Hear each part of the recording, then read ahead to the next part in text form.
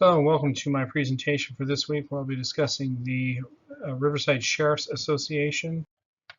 Riverside Sheriff's Association represents all sworn members of the Riverside County Sheriff's Department, which includes the corrections officers as well as probation officers for the County of Riverside.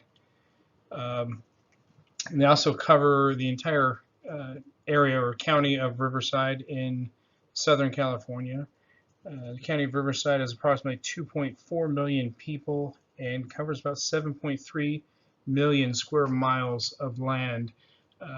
Contained within this county, there are some cities that do have their own law enforcement, but then there are some units within our department, such as the coroner, probation, and even corrections, that work countywide, regardless of what city.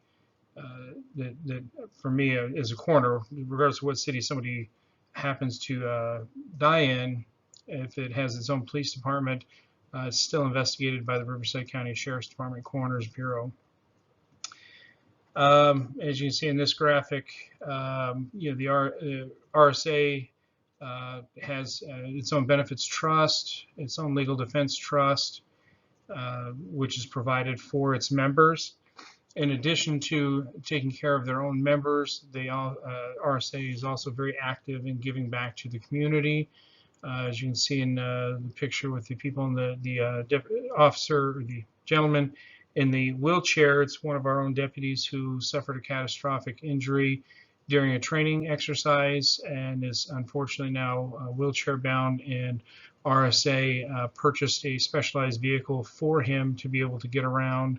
As well as in the bottom left photo, we give out several scholarships every semester to both our members and as well as non-members.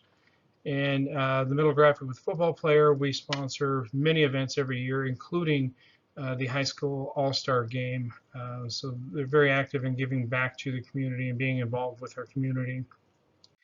Since Janus came out, um, I know, as I said, as a member of the board of directors, we were very nervous when Janus was in its infant stages or getting ready to come out, how that would impact us. But since it came out, I can honestly say there's been, for us, no real impact. We have not lost a single member, but we do know if a member chose not to pay their dues or not be, withdraw their membership, they would simply benefit from the whatever contract we negotiate, but other than that, they would be completely on their own for medical as well as legal defense, which is something I'll touch on a little later for one of my articles on why that particular one is so important. Um, Again, the article I looked at was an article called After Janus, which not only deals with the fallout of Janus and how it affects unions in general, but it does make mention specifically how it affects law enforcement. So the biggest thing I took from that is the point of their article, or the focus of their article, is that the courts kind of got it wrong by focusing on free speech or the free rider problem, when it's not really about the free rider problem, but more about the problem of with unions not being able to require members to pay money to share the cost of negotiating a contract. Then essentially the union's not going to very effectively negotiate a contract, so it's not going to be a good contract, so nobody's really benefiting from anything. But more importantly, law enforcement membership often includes legal representation, and this is very important for law enforcement because very often we are pulled into civil lawsuits, lots of different lawsuits when they're involved in officer-involved shootings or different things like that. So legal defense is critically important to all members of law enforcement. So for a member to withdraw their membership and be out on their own and not have that legal defense coverage would be pretty difficult to survive with. The Wisconsin Act 10 bill, I did not know about this prior, and I was very shocked when I did pull an article from the New York Times, a very recent piece written May 1st of 2019, reflecting back on